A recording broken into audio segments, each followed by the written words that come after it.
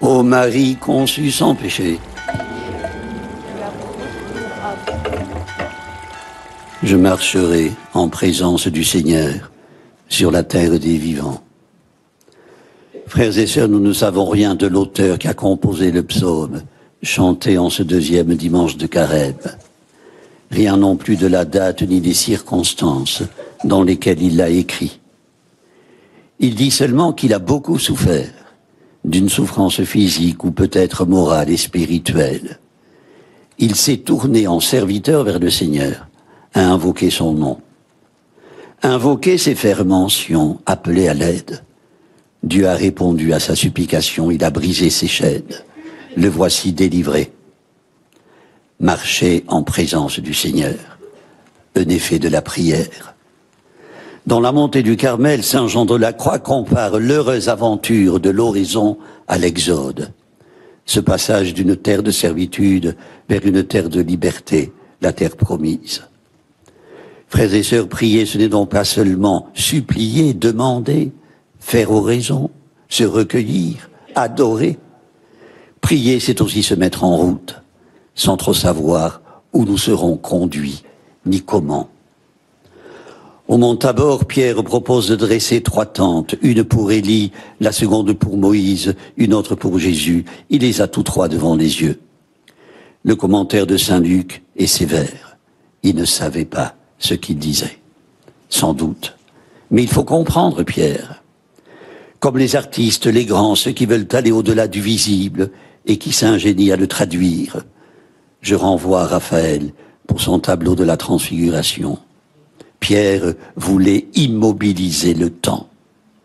Frères et sœurs, la prière reste dans le temps. Elle s'élève dans l'immanence. Elle n'est ni un refuge, ni une dérobade, ni le refus de prendre à bras le corps les attentes, les blessures, les angoisses d'une humanité souffrante. Le priant ne se met pas en congé de l'histoire. Il sait qu'il redescendra de la montagne, reprendra le chemin du quotidien. Le quotidien, ce n'est pas le Tabor. Il n'a rien d'extraordinaire, rien de merveilleux. Le cardinal Lustiger raconte qu'élève au lycée Potier à Orléans, il entra un jour dans la cathédrale. C'était un jeudi saint, mais il l'ignorait, étant juif. Il fut saisi par ce qu'il vit, un foisonnement ordonné de fleurs et de lumière des fidèles qui en silence priaient. Le jeune Lustiger en fut émerveillé. Le lendemain, il retourna. Mais cette fois, dit-il, l'église était vide, spirituellement vide. Plus tard, il apprendra que c'était vendredi saint. Or, c'est ce même jour, jour de grand vide, qu'il décida de se faire baptiser. Un choix qui donne à penser. Il n'est pas bon de s'illusionner devant l'extraordinaire, le merveilleux, fût-ce-t-il le fruit d'une grâce. Le quotidien fluctue dans la banalité, voire dans le non-sens, mais la prière lui donne sens et l'impulse. Sans la prière, disait Benoît XVI, tout l'engagement de l'apostolat et de la charité se réduit à de l'activisme. À se le tenir pour dit, le chrétien ne s'isole pas du monde et de ses aberrations. La prière le conduit à l'action.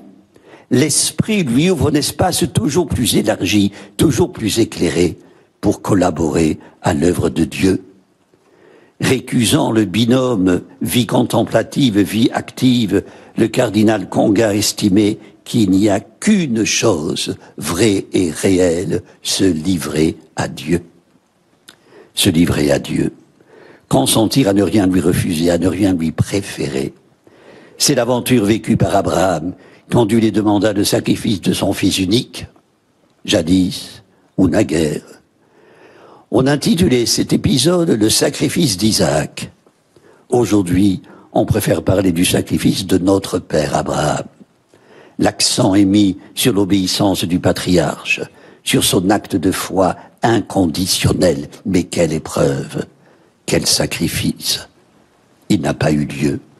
Le consentement d'Abraham lui a valu la bénédiction divine. Frères et sœurs, bien des prières s'élèvent dans la nuit, nuit du désert. dans la grisaille du quotidien.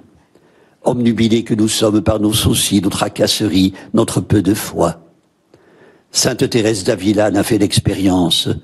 Très souvent, et pendant des années, écrit-elle, je me préoccupais moins d'utiles et saintes réflexions que du désir d'entendre l'horloge m'annoncer la fin de l'heure consacrée à la prière. Bien des fois, avoue-t-elle, j'aurais préféré la plus rude pénitence au tourment de me recueillir pour l'oraison. Une voix autorisée. L'épreuve est grande parce que se livrer entièrement à Dieu dans l'oraison, c'est mourir à soi, à sa propre volonté, consentir à ce que Dieu seul nous guide. Certes, Dieu sait mieux que nous ce qui convient à notre salut. C'est à lui que choisit de s'en remettre Benoît XVI, lorsqu'il décida de renoncer à sa charge pour consacrer davantage de temps à la prière et à la méditation. Cela ne signifie aucunement, je le cite, abandonner l'Église, mais continuer à la servir avec le même dévouement, le même amour avec lesquels j'avais essayé de le faire, mais de manière plus adaptée à mon âge et à mes forces. Frères et sœurs, nombreux sont ceux qui, pour de multiples raisons, souvent liées à l'âge, à la solitude, à la maladie, traversent avec effroi le crépuscule de leur vie. Les trois apôtres aussi étaient terrorisés lors de la transfiguration. Marc l'indique dans un subtil lissage, du singulier au pluriel. Pierre ne savait que dire tant leur frayeur était grande. La présence devant l'innommable et l'innommé. Qui d'entre nous n'a jamais trébuché sur le non-savoir, le non-intelligible, aujourd'hui multiplié par l'effacement de Dieu, sa quasi-disparition de l'horizon humain? Frères et sœurs, prions pleins de confiance, les yeux fixés sur la montagne de la transfiguration. À nos timidités, à nos lâchetés, à nos peurs, il n'y a qu'un remède. Paul indique sous une forme interrogative qui n'admettait point de réplique. Si Dieu est pour nous, qui sera contre nous? Il parle d'expérience. Il sait que Dieu est à nos côtés, invisible et porteur de paix. Marchons en sa présence sur la terre des vivants. Amen. Prions le Seigneur. Dieu notre Père, fidèle à ton alliance, tu nous amènes à l'écart sur la haute montagne pour voir se lever le monde nouveau. Nous te prions, les yeux encore illuminés, fais-nous descendre dans la plaine, car c'est là qu'il nous faut marcher pour rejoindre un jour celui qui est maintenant dans la lumière, Jésus, ton Fils, notre Seigneur, pour les siècles des siècles. Amen. Le Seigneur soit avec vous.